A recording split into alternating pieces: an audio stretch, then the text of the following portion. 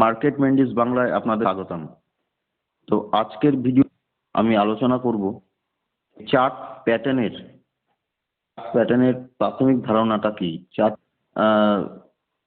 সম্পর্কে আলোচনা করব, আর চার্ট প্যাটার্ন কি এই জিনিসটা নিয়ে বিস্তারিত আলোচনা করব। তো চলুন ভিডিওটি শুরু করা যাক। তো এখানে চার্ট প্যাটার্ন বলতে ক্যান্ডেলস্টিকের ব্যবহার প্রণালী আগে আমাদের বুঝতে হবে। তো হ্যালো, তো এখানে ক্যান্ডেলস্টিকের ধর প্রণালী আমরা দেখতে পাচ্ছি। এখানে যে গ্রাফটা আপনার, এই যে গ্রাফটা দেখে আমার বোঝা যাচ্ছে যে সব সময় সমান থাকছে না। তো এখানে আপ ডাউন থাকবে, কোনো সময় গ্রাফ নিচে আসবে, কোনো সময় যাবে। তো এখানে বিভিন্ন রকম লাইন তৈরি হয়, যেমন সাপোর্ট, রেজিস্ট্যান্স, সাপোর্ট তৈরি হয়, রেজিস্ট্যান্স তৈরি হয়, ভলিউম তৈরি হয়। ইন্ডিকেটরের মাধ্যমে আমরা চার্ট প্যাটার্ন আমরা বুঝি। তো এখানে যারা নতুন, যারা মার্কেটে এসছেন, তারা ভালোভাবে এই জিনিসটা বলুন, আমি বোঝানোর চেষ্টা করছি। তো চলুন নেক্সট আমরা চার্ট প্যাটার্ন কেন তৈরি হয় এই সম্পর্কে আমরা জানব। প্যাটার্ন তৈরি হওয়ার এখানে বিভিন্ন কারণ রয়েছে, যেমন শেয়ার বাজারে শেয়ারের দাম সব যেমন গুরুত্বপূর্ণ, নির্ভর করে শেয়ারের ক্রেতা বিক্রেতা কত দামে কেনা বেচা করছে। অর্থাৎ অন্যভাবে বললে চাহিদা ও যোগানকেই শেয়ার মার্কেটের দাম হবে বা কোন দিকে যাবে তার সাধারণত বাজারের মতোই যোগানের থেকে শেয়ারের চাহিদা, তখন ক্রেতারা আরো বেশি তা কিনতে রাজি হয়ে যায়, ফলে দাম বেড়ে যায়। আবার এর যখন বেশি থাকে কিন্তু বিক্রেতা সেভাবে দাম পায় না, যোগান থাকে, আর শেয়ারের যখন ডিমান্ড কম থাকে তখন দাম অনেক কমে যায়। তো চক্র আকারে চলতে থাকে। তো এটা হয়ে আসছে এবং আগামীতেও হবে।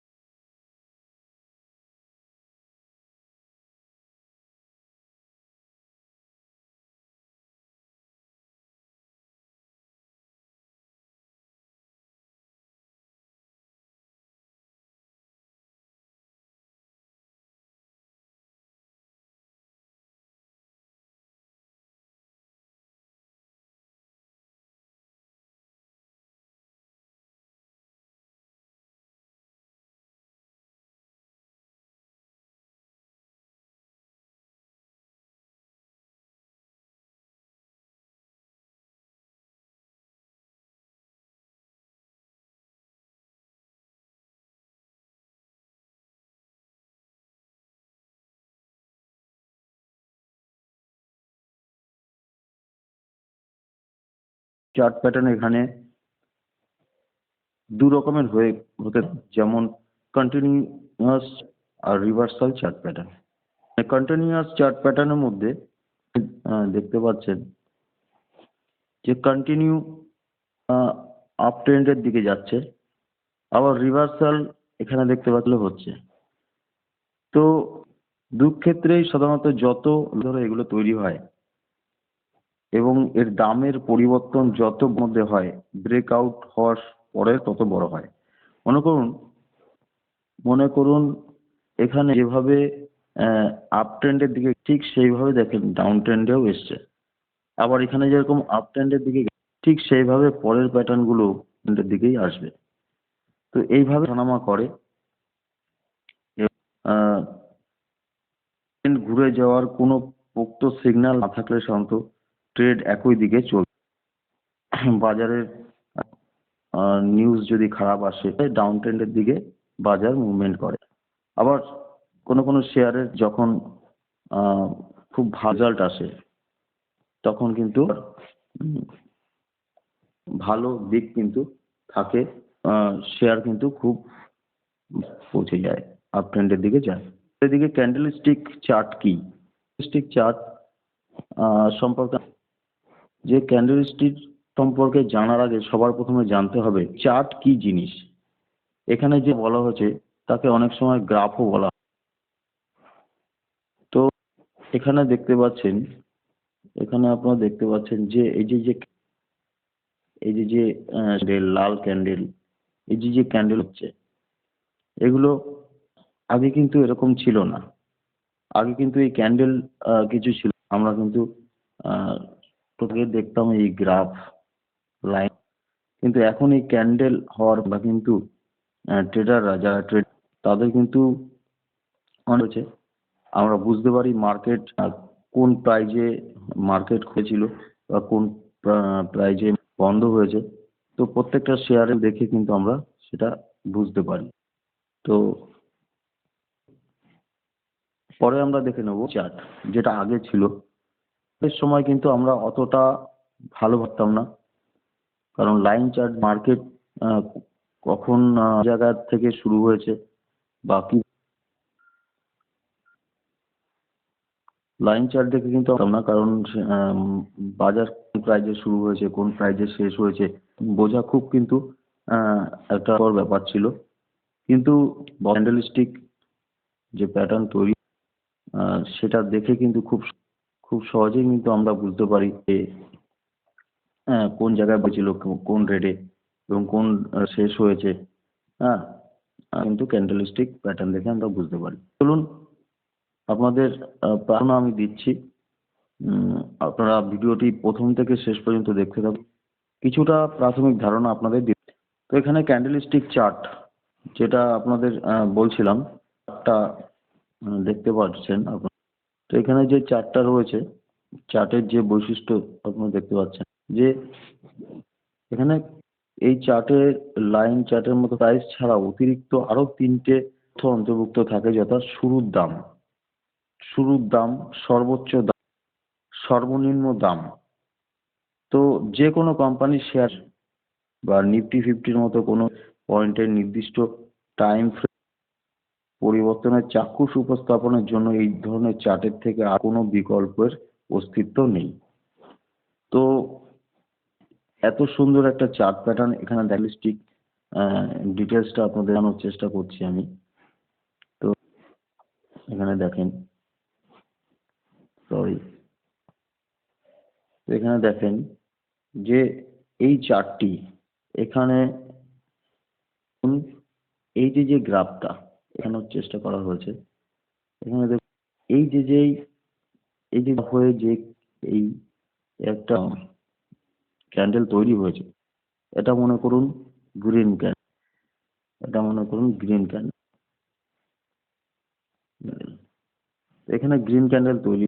তো এটা হচ্ছে সর্বোচ্চ প্রাইস, এটা হচ্ছে হাই, এটা বলি এটা সর্বোচ্চ প্রাইস, এবং ক্লোজিং প্রাইস হচ্ছে ক্লোজিং প্রাইস বা মার্কেট পরে যখন শেষ হয়েছে তখন প্রাইস গিয়ে এখানে দাঁড়িয়েছে। হাই ছিল এখানে মনে করুন 100 টাকা এবং এটা ক্লোজিং হয়েছে 90 টাকা, এবং সর্বনিম্ন প্রাইস এটা হচ্ছে সর্বনিম্ন, লো মেরেছিল মনে করুন 60 টাকা, মনে করুন প্রাইস হয়েছিল মার্কেট যখন খুলেছিল, বাজার যখন খুলেছিল তখন ওপেনিং তখন 70 টাকা। এই প্যাটার্ন দেখে আমরা কি বুঝতে পারি? ওপেনিং হয়েছিল 70 টাকা, যখন 70 টাকা ওপেনিং হয়েছে তখন আস্তে মার্কেট উপরের দিকে গিয়ে মনে করুন আবার 60 টাকায় চলে এসেছিল, উঠে উঠে উঠে উঠে হাই মেরেছিল, আবার ক্লোজিং এসে 90 টাকায়। তাহলে এখানে গ্যাপ তৈরি হয়েছে, যেহেতু ওপেনিং হয়েছিল 70 টাকা, তার থেকে বেশি দাম মার্কেট ক্লোজ হয়েছে, তাই একটু গ্রিন ক্যান্ডেল তৈরি হয়েছে। ভাবে ঠিক একইভাবে যে আমরা দেখি, একইভাবে রেড ক্যান্ডেল কিভাবে তৈরি হয় আপনাদের কিছুটা ধারণা আমি দেবো। তো ঠিক একইভাবে রেড ক্যান্ডেল, ঠিক একইভাবে রেড ক্যান্ডেল, ধরুন এটা রেড ক্যান্ডেল তৈরি হয়েছে। তো এই রেড ক্যান্ডেলের ক্ষেত্রে কি সর্বোচ্চ প্রাইস ছিল মনে করুন এখানে টাকা, ওপেনিং প্রাইস ছিল এখানে 90, কিন্তু প্রাইস হয়েছে মনে করুন 80 টাকা, ক্লোজিং হয়েছে এই যে এই জায়গাটা, আর সর্বনিম্ন হয়েছিল। তাহলে দেখুন প্রাইজের থেকে ওপেনিং প্রাইস হয়েছিল 90 টাকা ওপেনিং, তো ওপে ছিল 90 টাকা, সে ক্লোজিং বাজার যখন ক্লোজ টাকায় চলে এসেছে, তাহলে বাজার যদি 80 টাকায় এসেছে, তার মানে ওপেনিং টাকা, বাজার ক্লোজ হচ্ছে 80 টাকা, তাহলে অনেক কমে এসছে, তাই ক্যান্ডেল তৈরি হয়েছে। ঠিক একইভাবে ছিল মনে করুন 100 টাকা, হাই 100 টাকা, আবার লো চলে এসছে। যেহেতু ওপেনিং আর ক্লোজিং প্রাইস এর মধ্যে ওপেনিং প্রাইসের থেকে ক্লোজিং প্রাইস কমে এসছে, তাই এটা কিন্তু রেড ক্যান্ডেল হয়েছে। তো এই ক্যান্ডেল, দু রকম ক্যান্ডেল তৈরি হয় আমরা বুঝতে পারি, রেড ক্যান্ডেল ক্যান্ডেল। তো আশা করি আপনাদের কিছুটা বোঝাতে পেরেছি। তো কমেন্টে লিখে জানাবেন যদি ভুল হয়, কারণ এর ভিডিও আমি আপনাদের দিতে থাকবো, এবং যারা ইউথ, যারা ইনকামের রাস্তা, তাদের জন্য তো এই চ্যানেল গুরুত্বপূর্ণ, কারণ আমি বাংলাতে ডিটেলস আপনাদের সঙ্গে আলোচনা করব। তো এখানে দেখুন, এখানে একটু ভালোভাবে আপনাদের করে দেখাচ্ছি যে শ্যাডো উইকটা কি। এখানে এখানে দেখুন লেখাই বডির উপরে ও নিচে উইক থাকে, যার প্রান্ত দু টাইম ফ্রেমে যথাক্রমে সর্বোচ্চ দাম নির্দেশ করে। তবে দামের পরিবর্তনের এই উইক দুটো সবসময় সমান নাও হতে পারে। তো এখানে দেখুন ক্যান্ডেলটা তৈরি হয়েছে, ক্যান্ডেলটা তৈরি হয়েছে গ্রিন ক্যান্ডেল। তো গ্রিন ক্যান্ডেল যখন, তা আমরা কি করে দেখবো যে এইখানে দামটা দেখুন 1837 টাকা, এখানে 1837 টাকা দাম হয়েছে। তো এখানে বাজার ওপেন, তো এটা ওপেন প্রাইস, বাজার যখন ওপেন হয়েছিল। একইভাবে লো চলে এসেছিল দেখুন 27 টাকা, 1827 টাকায় লো এসেছিল। তো এর জন্য এখানে একটা লেস তৈরি হয়েছে, এর জন্য কিন্তু একটা লেস তৈরি হয়েছে। এইভাবে হাই মেরেছিল, এখানে ছিল দেখুন 75 টাকা, তাহলে 1800 হাই হয়েছিল। হাই হয়ে যখন বাজার ক্লোজ হয়, তখন কিন্তু এখানে দেখুন বাজার ক্লোজ হয়েছে 8 টাকা, 1800 ক্লোজ হয়েছে। তাহলে আমাদের ওপেনিং প্রায় 37 টাকা, বাজার ক্লোজ হয়েছে এখানে 1860 টাকা, তাহলে কি বেড়েছে, এটা কিন্তু গ্রিন ক্যান্ডেল তৈরি হয়েছে। আমি আগেও আপনাকে এইভাবে বুঝিয়েছি। ঠিক একইভাবে রেড ক্যান্ডেলে কি হয়, রেড ক্যান্ডেল যেই প্রাইজে ওপেন হয় তার থেকে ক্লোজ হয়, নিচের প্রাইজে যদি ক্লোজ হয় ক্যান্ডেল তৈরি হয়। তো আশা করি বোঝাতে পেরেছি। আর যারা নতুন জেনারেশন রয়েছে, চার্ট প্যাটার্ন দেখে চাইছো বাড়ি বসে অনলাইনে একটা রোজগারের রাস্তা খুলতে চাইছো, তাদের জন্য তো এই চ্যানেলটি অবশ্যই খুবই গুরুত্বপূর্ণ। তোমরা চ্যানেলটিকে রাখবে। আশা করি সঙ্গে মিলে কিন্তু একটা ভালো জায়গা, ভালো শেয়ার মার্কেটে আমরা তৈরি করতে পারি। তো থ্যাঙ্কস ফর ওয়াচিং, ভিডিওটি দেখার জন্য।